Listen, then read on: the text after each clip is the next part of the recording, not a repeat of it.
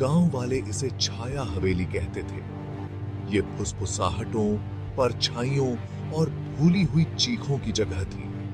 ये गांव के ऊपर एक पहाड़ी पर खड़ी थी, धुंध और डर में डूबी हुई। लोग इसके दुखद अतीत की कहानियां सुनाते थे, एक अमीर परिवार के भयानक अंत के बारे में। वो कहते थे कि अब उनकी आत्माएं हवेली में भटकती हैं, उनका दुख खाली हॉल में गूंजता है।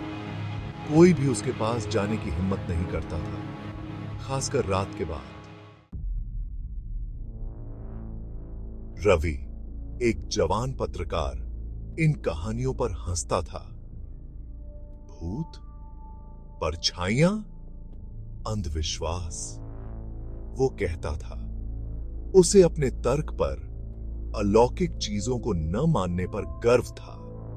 उसने एक मौका देखा, सच्चाई सामने लाने का, छाया हवेली के मिथक को तोड़ने का।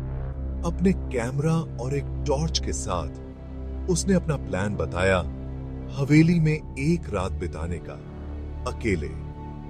गांव वालों ने उससे विनती की। उनके चेहरे डर से सफेद थे। परछाइयां, वो असली हैं। एक बूढ़ी औरत ने चेतावनी दी, वो जिंदगी के लिए भूखी हैं। रवि बस हंस दिया। रवि बस।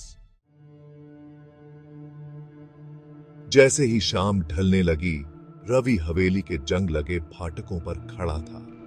पेड़ों से एक ठंडी हवा चल रही थी, जैसे कोई दर्द भरी चीख हो। उसने फाटक खोले, आवाज भयानक सन्नाटे में गूंज उठी। अंदर की हवा भारी थी, सड़न और डर की गंध से भरी हुई।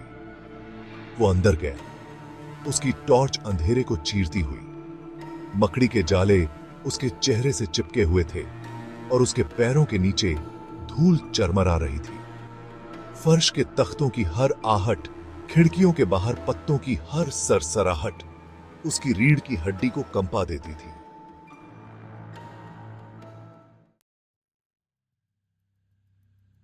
हवेली अंधेरे गलियारों और खाली कमरों की एक भूल भुलैया थी। जैसे जैसे रवि आगे बढ़ता गया, हवा ठंडी होती गई। उसकी सांसें उसकी टॉर्च की रोशनी में बादल बना रही थी। उसने पहले आवाजें सुनी, धीमी फुसफुसाहटें, बेजान कदमों की आहट, अनदेखी रेशम की सरसराहट। फिर उसने उन्हें देखा। परछाइयां उसकी टॉर्च की रोशनी के किनारे पर नाच रही थीं। वो टिमटिमा रही थीं और इधर-उधर घूम रही थीं। अजीब और गरीब आकार ले रही थीं, जो उसके डर का मजाक उड़ा रही थीं। उसका दिल उसकी छाती में जोरों से धड़क रहा था। उसने खुद को समझाने की कोशिश की, उन्हें प्रकाश के खेल के रूप में खारिज करने की, लेकिन डर, ठंडा और भीतर तक उसे जकड़ने लगा। रवि एक भव्य बॉलरूम में ठोकर मार गया। इसकी एक समय की पॉलिश की हुई फर्श अब धूल और मलबे की परत के नीचे छिपी हुई थी।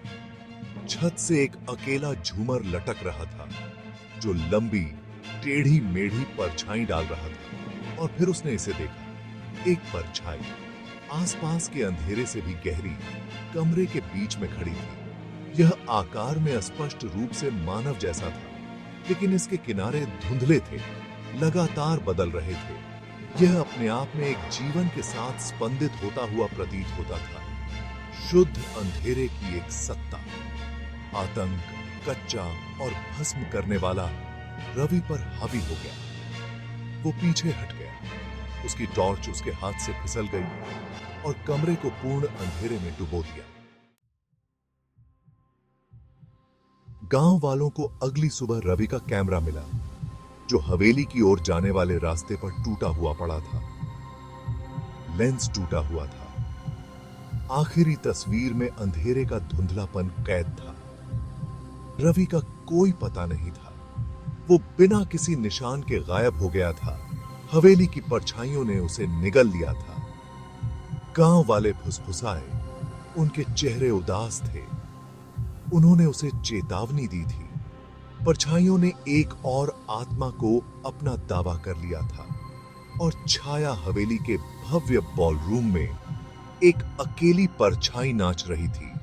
उसका रूप बदल रहा था। उसकी खामोशी किसी भी चीख से ज्यादा भयानक थी।